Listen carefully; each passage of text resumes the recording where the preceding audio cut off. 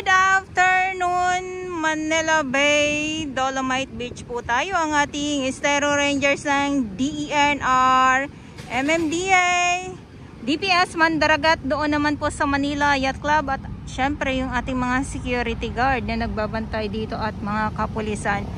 So ito yung view ngayon dito sa Manila Bay. Ayan, so lakad muna tayo.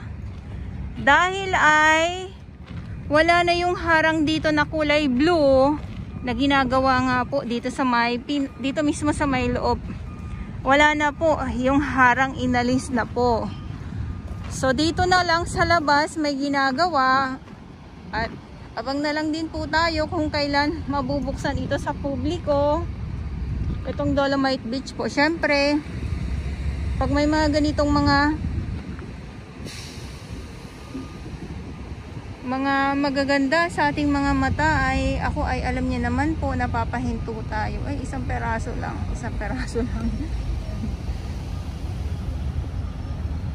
Yan, so update ko lang po kayo. Wala na yung harang dito, yung kulay blue. So, abang na lang din po tayo kung kailan ito mabubuksan sa publiko nga po sa mga nagtatanong pala.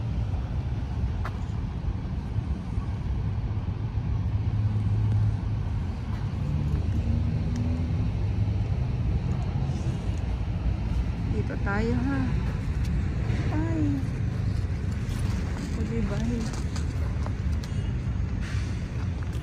Yung payong ko. Yung payong ko. Doon tayo punta sa may kabilang side kasi doon ang daming mga gumamela po. Dami mga flowers doon. Baka hindi nyo po alam, lalong-lalo na sa aking ibang mga viewers. Syempre pag may mga tanim na mga halaman, nakakatuwa, kaya maganda kaya yan sa ating mga paligid. Maganda sa ating paggising or pampawala ng stress or kung ano man yung mga iniisip-isip.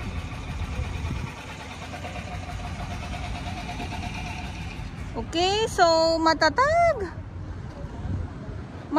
pa din po ang Dolomite Sun. Nandito pa din. So dito, ito yung mga fortalet, ayan. Pero yung banyo nga po dito ay may bukas po pero sa mga senior lang po. So wala na dito yung kulay blue. Ayan, so pwede na tayong maglakad.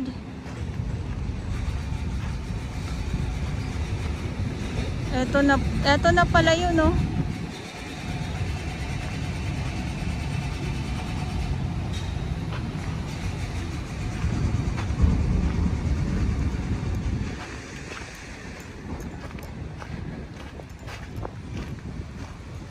Lakad tayo dito sa mga bulaklak.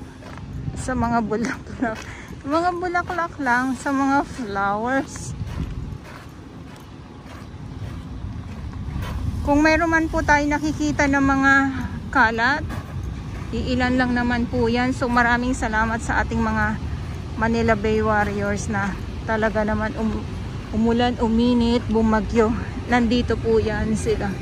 Pero yung mga ibon, tuwan-tuwa na naman sila dahil ay pagkatapos itong sama ng panahon o ni bagyong isa nga po ay syempre mga lamang dagat naman po yan ang makikita natin dito. Tulad ganina, meron tayo nakita dito sa kabila. Pero yun nga lang, isang peraso pero ang laki.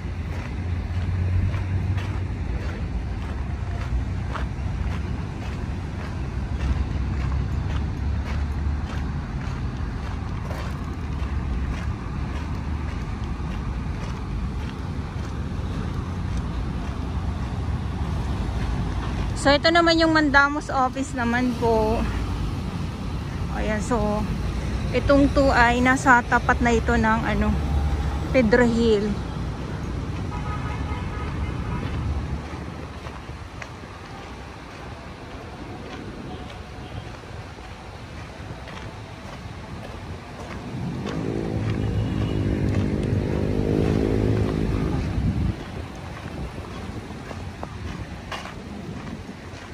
diba? Malinis dito. Pero ito yung mga styro. Yung sa trash boom. Yan po.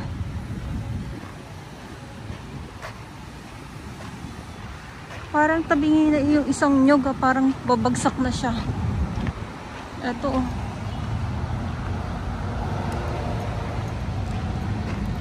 Pero parang wala yata masyadong mga flowers. Wala. Yung mga isda, nagtatalunan na naman sila. Hinahagad sila. Ang bilis ng ibon, ang bilis ng mata. Lipad ka agad eh. Ayan, so nasa to na po tayo.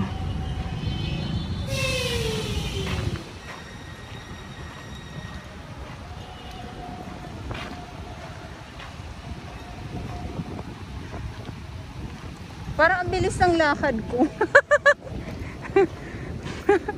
Parang ang bilis ng lakad ko. Pambihirang July na to. Yung daldal ako. Nandito na pala ako sa to. Ay, parang paano na siya? Parang pa high tide na.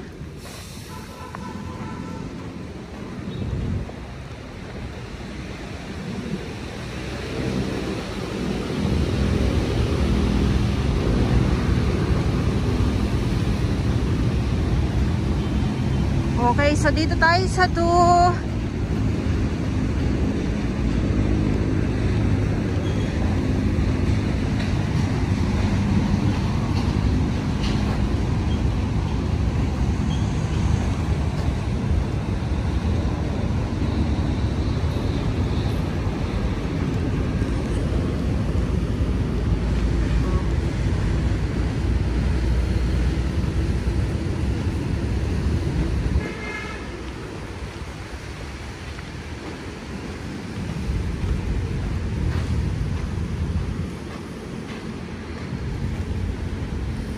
Dara-diretso ang lakad ko, tapos ang bilis ko pa maglakad.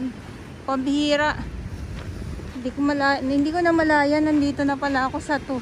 Pero itong mga kalat na nakikita natin, mabilis naman ito mawala. Dahil nagsasanib puwersa ang ating mga naglilinis. At saka tinga-tinga lang din po ito. Ayan oh.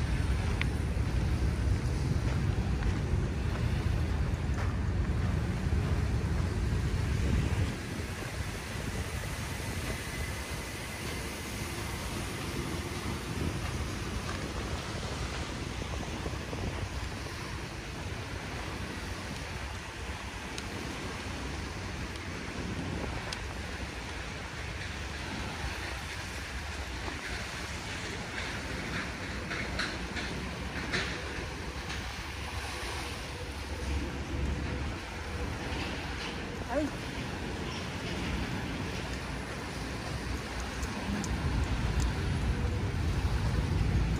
O, diba? Kunti lang.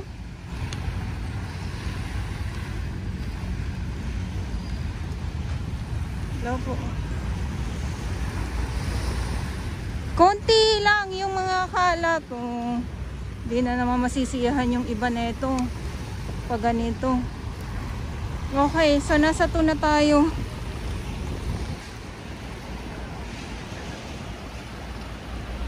Nasa to na po tayo ng Manila Bay Dolomite Beach po. So 500 meters, pero dito walang dolomite sa nanilagay.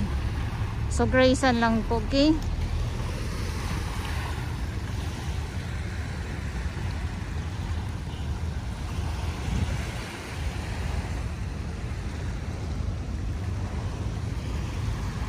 So ito yung update ko ngayon. Maraming salamat po sa inyong lahat. At sa mga baguhan, yes, welcome sa channel ni Miss July Nedora Baus.